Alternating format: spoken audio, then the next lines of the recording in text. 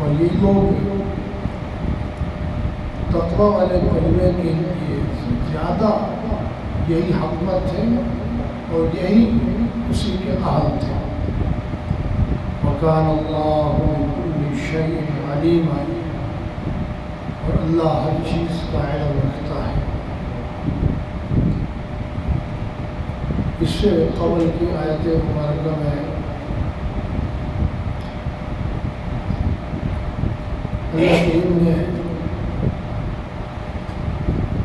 صلح حدیبیہ سے پہلے اور صلح حدیبیہ کے بعد مکے کے مشرکین سے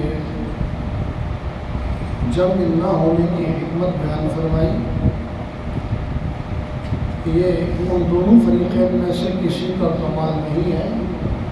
بلکہ اللہ نے ان دونوں فریقین کو ایک دوسرے کے اوپر ہاتھ اٹھانے سے روکے رکھا۔ اس میں من جملہ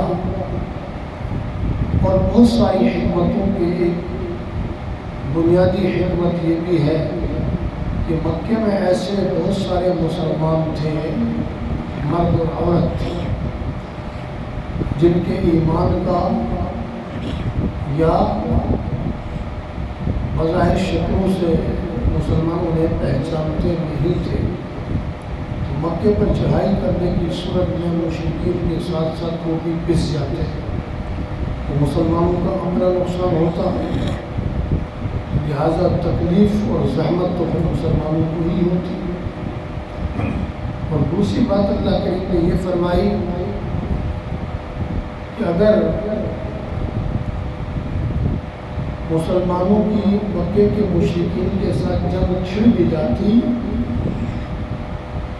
تو جیت مسلمانوں کی ہی ہوتی، جیت ہر حال میں مسلمانوں کی ہی ہوتی۔ یہاں تک فرمایا کہ کفار جو ہے پیٹھ پھیر کر بھاگ جاتے۔ اور تیسری بات اللہ کریم نے یہ ارشاد فرمائی،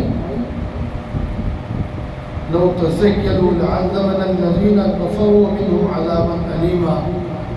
اگر وہ مکے کے مشرکین اور وہاں رہنے والے مسلمان الگ الگ ہو جاتے، یعنی وہاں مسلمان نہ ہوتے تو پھر اللہ مسلمانوں کو ان کے اوپر مسلط کرتا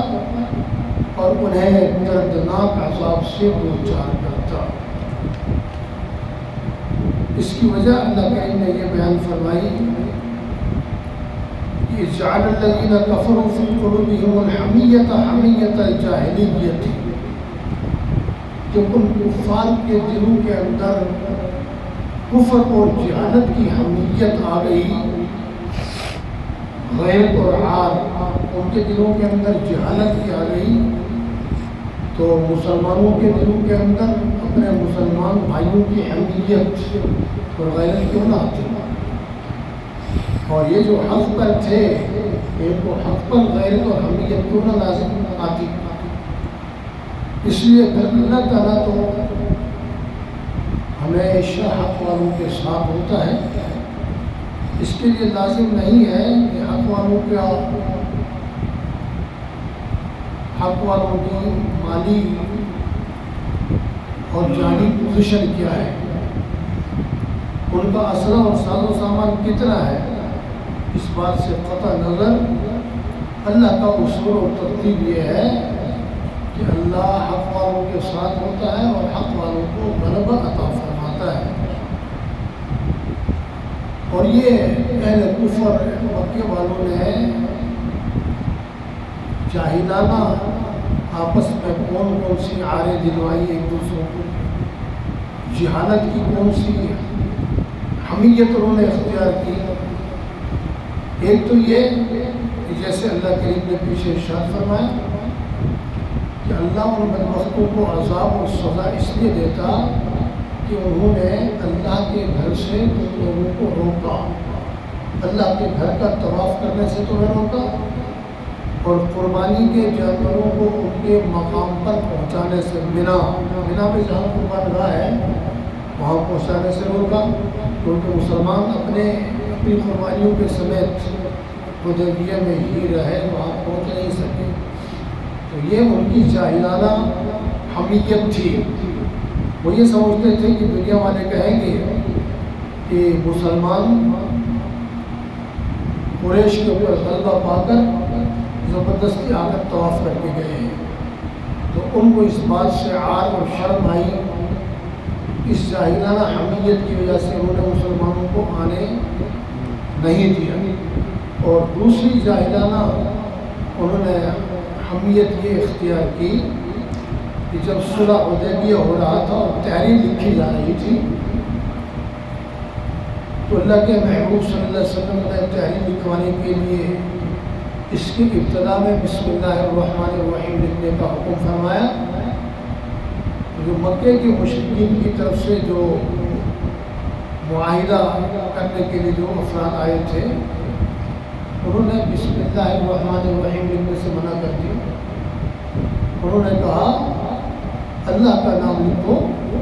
ہمیں کوئی اعتراض نہیں، مگر رحمان اور رحیم کون ہے ہم ان کو نہیں جانتے، رحمان اور رحیم نہ لکھو، اللہ کا نام لکھو۔ ایک تو انہوں نے کہ بسم اللہ لکھنی نہیں تھی، یہ جاہلانہ حمیت ہے، اور تیسرا جرم اور تیسری بات یہ ہوئی کہ حضور پاک صلی اللہ علیہ وسلم نے لکھوایا یہ محمد رسول اللہ صلی اللہ علیہ وسلم اور قریش کے سرداران کے درمیان یہ معاہدہ ہے، تو وہ کہنے لگے مکے کے مشرکین جھگڑا تو اسی بات کا ہے کہ ہم محمد صلی اللہ علیہ وسلم کو اللہ کا رسول نہیں مانتے، اگر رسول مانتے ہوتے تو جھگڑا کیوں ہوتا، اس لیے محمد ابن عبداللہ لکھو، محمد رسول اللہ نہ لکھو۔ تو اللہ کے محبوب صلی اللہ علیہ وسلم نے ان کی یہ ساری باتیں مان لی۔ ابھی حضرت علی رضی اللہ تعالیٰ عنہ کتابت کر رہے تھے، لکھ رہے تھے بسم اللہ اور محمد رسول اللہ مٹانے اور ان کے قول کے مطابق اللہ کا نام لکھنے اور محمد ابن عبداللہ لکھنے کے لیے اس کو مٹانے کا کہا، تو حضرت علی سے انہوں نے نہیں مٹایا، انہوں نے کہا میری ضرورت نہیں ہے کہ میں اس کو مٹا سکوں، میں محمد رسول اللہ کو کبھی نہیں مٹا سکتا، تو آپ نے اپنے دست مبارک سے خود اس کو مٹا دیا اور محمد ابن عبداللہ لکھوا دیا۔ یہ جاہلانہ حمیت تھی ان کی، تو جہالت کی حمیت اور غیرت یہ جائز نہیں، حق کے لیے حمیت اور غیرت یہ ضروری ہے۔ اب یہ صورتحال ایسی تھی کہ مسلمانوں کو لازمی بات سے غیرت آنی تھی، تو اللہ فرماتے ہیں فَأَنزَلَ اللَّهُ سَكِينَتَهُ عَلَى رَسُولِهِ وَعَلَى الْمُؤْمِنِينَ، اللہ نے اسے اپنے پیغمبر اور مسلمانوں کے دلوں کے اندر سکینہ نازل فرمائی، جس کی وجہ سے وہ ان کی جاہلانہ باتوں کو مان کر برداشت کر گئے، جنگ کرنے پر یہ تیار نہیں ہوئے، کیونکہ جنگ کرنے کی صورت میں وہ کہ اللہ کا یہ فیصلہ تھا، اللہ کے علم میں پہلے ہی تھا کہ مسلمان جیت جائیں گے، مگر مسلمانوں کا بھی نقصان ہوگا، اور یہ بات بھی پیچھے بیان ہو چکی کہ ایسے بہت سارے لوگ جو بعد میں مسلمان ہوئے، اگر اس جنگ کے دوران وہ مر جاتے تو انہیں ایمان اور اسلام نصیب نہ ہوتا۔ یہ حکمت بھی تھی، اس لیے اللہ کریم نے ان دونوں فریقین کے ہاتھوں کو آپس میں روک دیا، اور جنگ بندی کے ذریعے سے اللہ کریم نے مسلمانوں کو فتح اور غلبہ نصیب فرمایا۔ یہاں ایک عام بات اور ہے، اللہ کریم نے فرمایا وَأَلْزَمَهُمْ كَلِمَةَ التَّقْوَىٰ وَكَانُوا أَحَقَّ بِهَا وَأَهْلَهَا۔ صحابہ کرام کے بارے میں اللہ فرماتے ہیں اللہ نے تقویٰ والا کلمہ یعنی اسلام اور ایمان ان کے لیے لازمی قرار دیا، اور وہی وَكَانُوا أَحَقَّ بِهَا، سب سے زیادہ حقدار وہی تھے صحابہ کرام تقویٰ والے کلمے کو اختیار کریں، ان کے سب سے زیادہ حقدار وہی تھے، وہ اہلہا، اور حقدار ہونے کے علاوہ وہ اس کے اہل بھی تھے صحابہ کرام۔ اب اللہ کے یہ فرمانے کے بعد کہ وہ سب سے زیادہ حقدار تقوی کے تھے، تقوی والے کلمے کے، لا الہ الا اللہ محمد رسول اللہ کی اور ایمان کی، اس کے سب سے زیادہ حقدار اور اہل تھے، تو فرمائے اس کے بعد کوئی صحابہ پر طنز کرے اور صحابہ پر تنقید کرے، وہ اپنے ایمان کی خیر بنائے۔ اس لیے قرآن و سنت سے کوئی ایک آدھ بات تو ثابت نہیں ہوتی کہ صحابہ کرام کے برحق ہونے کی۔ اس لیے صحابہ کرام کو جو نعوذ باللہ تعالی تشنیع کا نشانہ بناتے ہیں اور برا کہتے ہیں، ان کے کفر میں کسی طرح کا کوئی شک و شبہ نہیں ہے۔ اس لیے صحابہ کرام ہی اصل ایمان کی بنیاد ہے، ایمان کے سب سے زیادہ حقدار وہی ہیں۔ بعد کے مسلمان نسل ہے، ایمان کی اصل وہی ہے، وہ ایمان کی بنیاد ہے۔ بعد والوں کو ایمان ان کے ایمان کے صدقے میں ملا ہے، تو وہی ایمان کے اہل ہیں، ان کی وجہ سے ہی کائنات کو ایمان ملا ہے۔ اس لیے صحابہ کرام وہ کی معصوم نہیں ہے، مگر اللہ کریم نے جیسے پچھلی آیت میں صحابہ کرام کو اللہ نے اس بات سے بھی محفوظ رکھا کہ وہ ناسمجھی میں اپنے مسلمان بھائیوں کا کہیں خون نہ بہائیں، اس سے پتہ چلا کہ وہ کی معصوم نہیں، اس کے باوجود بھی اللہ کریم صحابہ کرام کو اپنے پیغمبر کی وساطت سے گناہوں سے محفوظ رکھتے ہیں۔